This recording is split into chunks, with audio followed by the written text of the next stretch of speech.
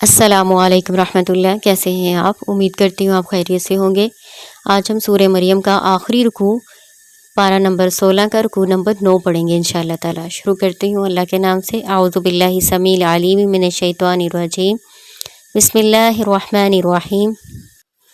الم تر انا ارسلنا الشیاطین علی الکافرین تعزهم عزا۔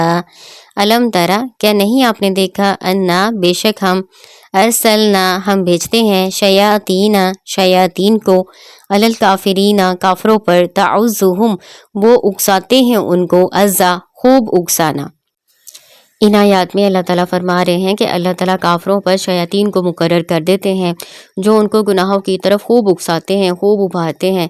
ظاہر ہے کافر لوگ اللہ تعالیٰ پر ایمان تو رکھتے نہیں ہیں، اللہ کا ذکر کہاں سے کرنا ہے، تو شیطان جو ہیں وہ ہمیشہ ہمیشہ کے لیے ان کے ساتھی بن جاتے ہیں، ان پر خوب غلبہ رکھتے ہیں، ان سے اچھی طرح سارے غلط کام کرواتے ہیں۔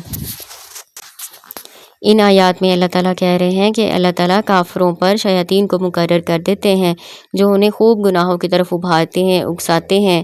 اور اس سے ایک بات یہ بھی معلوم ہوتی ہے کہ شیاطین زبردستی کسی سے کوئی غلط کام نہیں کروا سکتے، وہ تو صرف ان کو وسوسے ڈالتے ہیں، ان کو غلط کاموں کی طرف ابھارتے ہیں، غلط اور گناہ کے کام ان کو سجا سوار کے پیش کرتے ہیں۔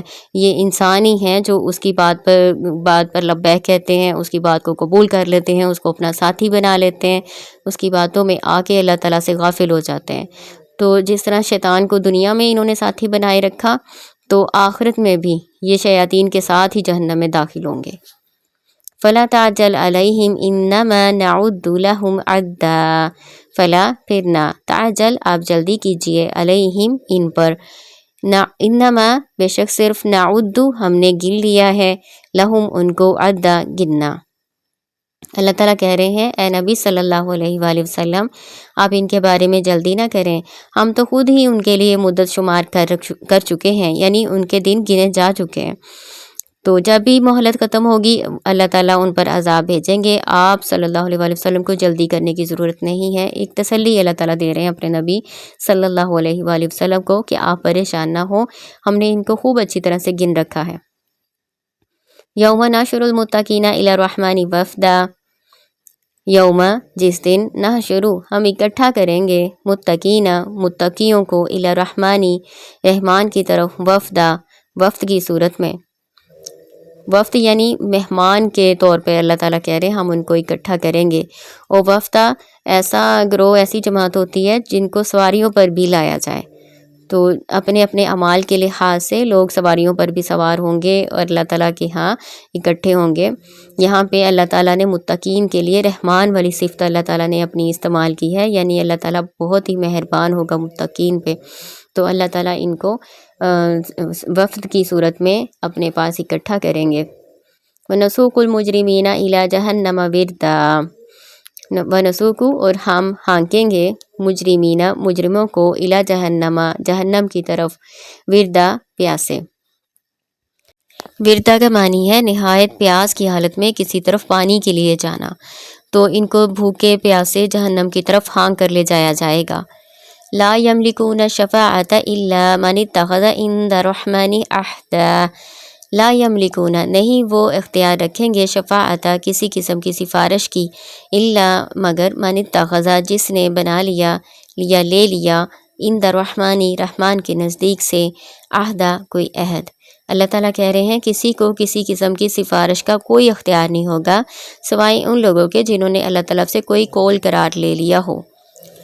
قول و قرار یا عہد کا مطلب ایمان اور تقوی ہے، یعنی اہل ایمان اور تقوی میں سے جن کو اللہ تعالیٰ نے شفاعت کرنے کی اجازت دی ہے وہی شفاعت کریں گے، ان کے سوا کسی کو شفاعت کرنے کی اجازت نہیں ہوگی۔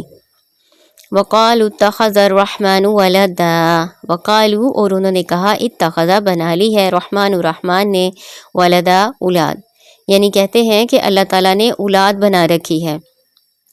لَقَدْ جِئْتُمْ شَيْئًا إِدًّا۔ لقد بلا شبہ، جئتم تم لائے ہو، شیئن ایک بات، ادا بہت بھاری، تم تو بہت بھاری چیز لائے ہو۔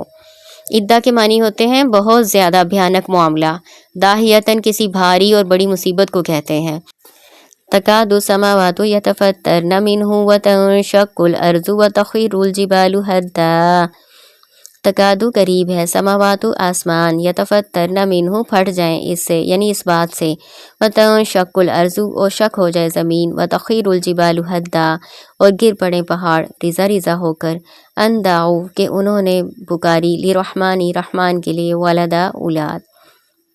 अल्लाह ताला कह रहे हैं कि ये जो अल्लाह ताला की औलाद बनाते हैं, अल्लाह की औलाद साबित करने की कोशिश करते हैं, ये इतनी बड़ी और भारी बात है कि आसमान इस बात से फट जाए, ज़मीन शक हो जाए और पहाड़ रिज़ा रिज़ा होकर गिर पड़े।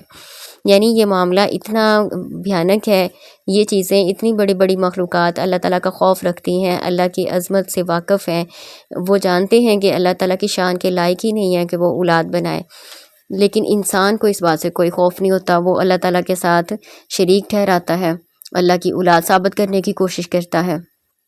हालांकि सारी मखलूक़ात अल्लाह ताला के बंदे हैं, अल्लाह ताला से खौफ रखते हैं, डरते हैं, अल्लाह के साथ किसी को शरीक करने का सोच भी नहीं सकते। वमा यम्बगी लिर्रहमानी अन यत्तखिज़ वलदा, वमा यम्बगी और नहीं शान के लायक, लिर्रहमानी रहमान के, अन यत्तखिज़ वलदा के वो बना ले औलाद। यानी अल्लाह ताला की शान के लायक ही नहीं है कि वो औलाद बनाए। अल्लाह ताला को कौन सा किसी की मोहताजी है। अल्लाह ताला सबको खालिक व मालिक और राज़िक है, उसको किसी किस्म के रिस्क की ज़रूरत नहीं, बल्कि वो सबको रिस्क देता है, उसको किसी किस्म की मोहताजी नहीं है। इन कुल्लु मन फिस समावाति वल अर्ज़ि इल्ला आति रहमानी अब्दा, इन नहीं कुल्लु सब, मन जो, फिस समावाति आसमानों में है, वल अर्ज़ि और ज़मीन में है, इल्ला मगर, आती आने वाला है, रहमानी रहमान के पास, अब्दा ग़ुलाम होकर, बंदा होकर। अल्लाह ताला कहते हैं आसमानों ज़मीन में जो कोई भी है सब अल्लाह ताला की मखलूक हैं और सब ग़ुलाम के हैसियत से या बंदे की हैसियत से उसके पास आने वाले हैं।